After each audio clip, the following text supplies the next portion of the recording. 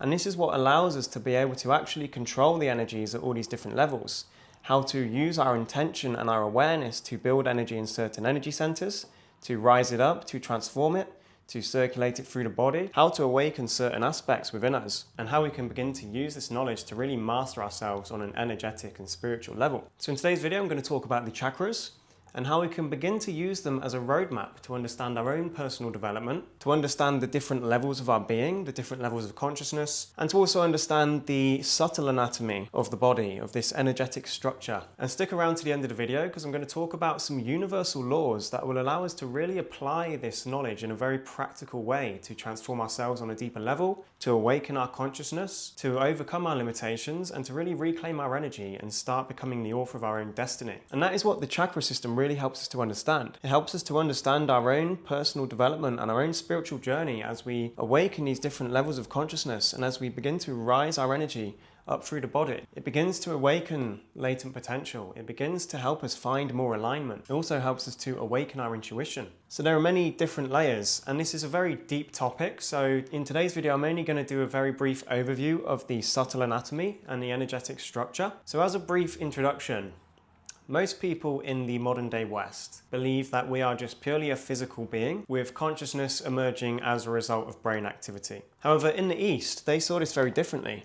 They believed that the human being was fundamentally spiritual in nature and that the physical body was just a vehicle for consciousness. And to help us understand this a bit deeper, we can look at the 5 bodies from the yogic tradition. They understand that the human being was made up of multiple interconnecting layers, or sheaths they call them. And this ranges from the purely physical all the way to the spiritual. And as we go up through the body becomes more subtle in nature, more spiritual in nature. So the first layer, we know it very well, it's the physical body. And that is obviously our bones, our muscles, our organs, and all that kind of stuff.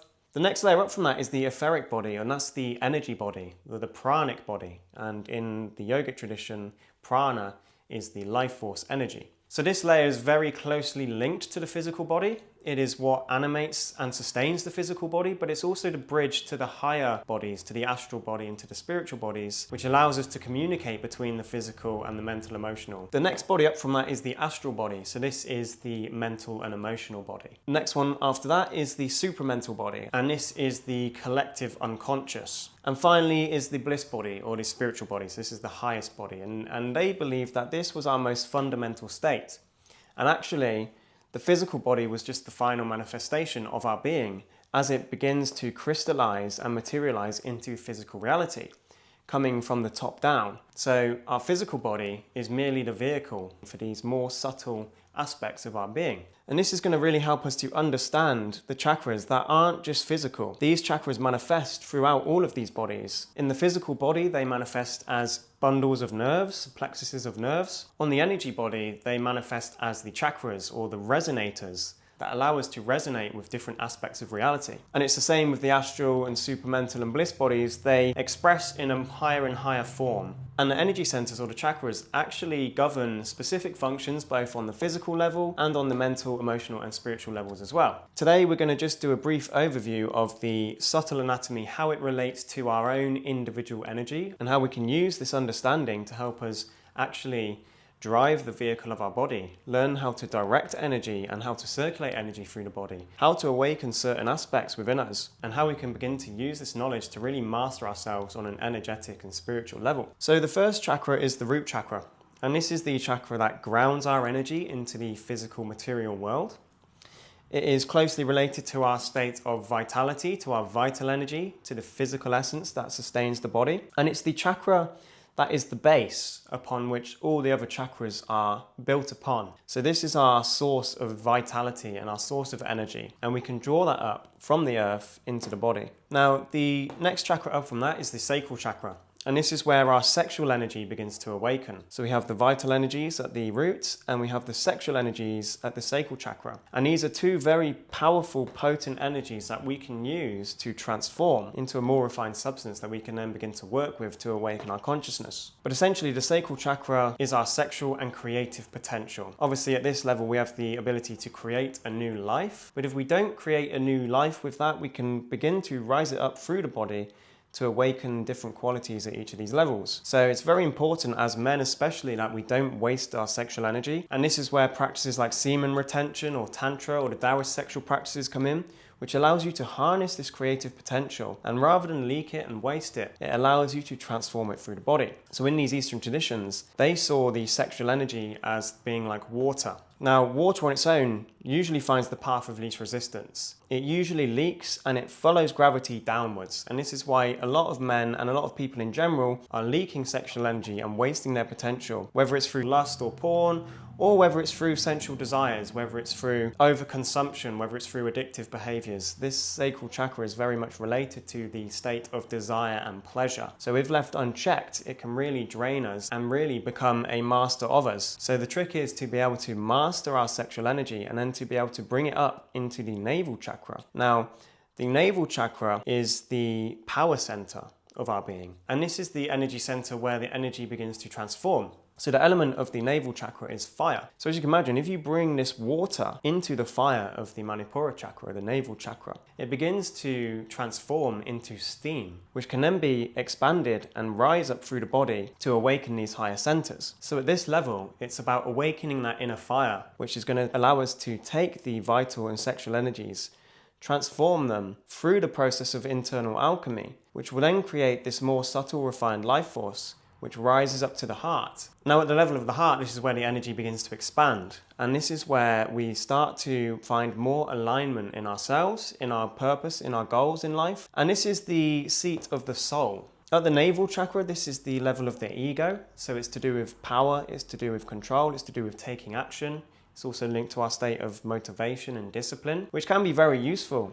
But if we use our ego as our compass, we're often misled, we're misguided, we go after what we think we want, after maybe what our social conditioning tells us we should have. But when we begin to rise this energy up higher and awaken the heart, now we can begin to use our soul as our compass, as our internal compass. So as we then bring it up higher through the body, the level of the throat is where the energy begins to be purified. Now, this is another energy center where the energy begins to transform from this subtle life force essence into this higher, more subtle spiritual quality, which can begin to awaken consciousness and awaken us to the spiritual reality. So the throat is the level of the intuition. It's the level connected to our supramental body, where we start to be able to tap into synchronicities and to archetypes and to find meaning in life. And this is where we begin to be able to follow our intuition. So at the heart, we find alignment, and then awakening our intuition, we then know what actions to take in what direction. And as the energy is purified at the level of the throat, it then goes up to the third eye. And this is the seat of our awareness. This is the mental command center of our being. And this is what allows us to be able to actually control the energies at all these different levels. How to use our intention and our awareness to build energy in certain energy centers, to rise it up, to transform it, to circulate it through the body, or to even draw it to certain energy centers to awaken them more fully. We have to use our mental faculties. We have to use our awareness and our intention. And at this level, we're also unlocking our ability to visualize and giving our visualizations this power, this quality that will really allow us to draw our vision into our life. And finally, the crown. Now this is the center of supreme consciousness. This is the energy center that connects us to the spiritual realm. So it's our connection to God, to spirit, to the divine, and it's where our highest aspirations begin to awaken. So as you can see, everything exists between these two poles of the material and the spiritual world. And we as human beings exist in a bandwidth of frequencies between those two poles. And as you can see at the center here is the heart, and this is the level of the soul.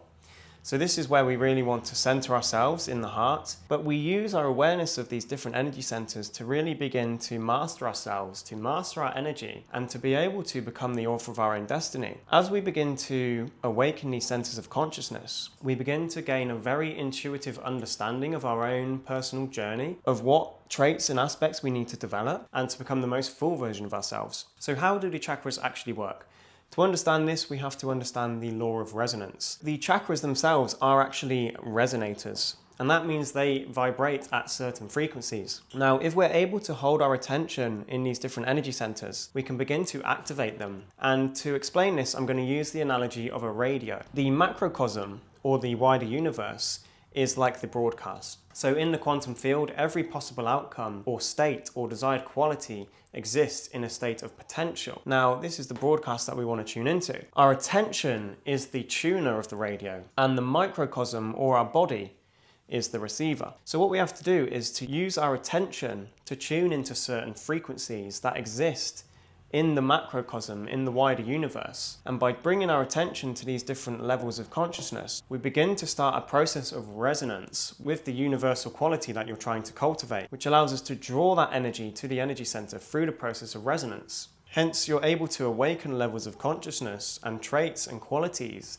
that exist in a state of potential by resonating with that state or quality that already exists in its source form within the universe. This is how we can begin to start using this information to really help us transform ourselves. By doing certain practices, whether it's through yoga or through breath work, you're able to start bringing your attention to these energy centers. So in yoga, we do the asana practice, which is the different postures. And whilst you're holding those certain postures, you're holding your awareness in certain energy centers. And the posture acts as like a resonance amplifier. And using your mind and your intention to hold your awareness at certain energy points, you begin to start this process of resonance, which will then start to awaken your being more fully. And as you can imagine, if you're working with your being on these higher levels, on the spiritual level, on the astral level, then you're going to be able to affect change on the physical level in a much easier way. You're not trying to change matter with matter or cultivate specific qualities through physical actions. You're actually coming to the level of energy, coming to the level of consciousness, and using the process of resonance to really awaken yourself fully.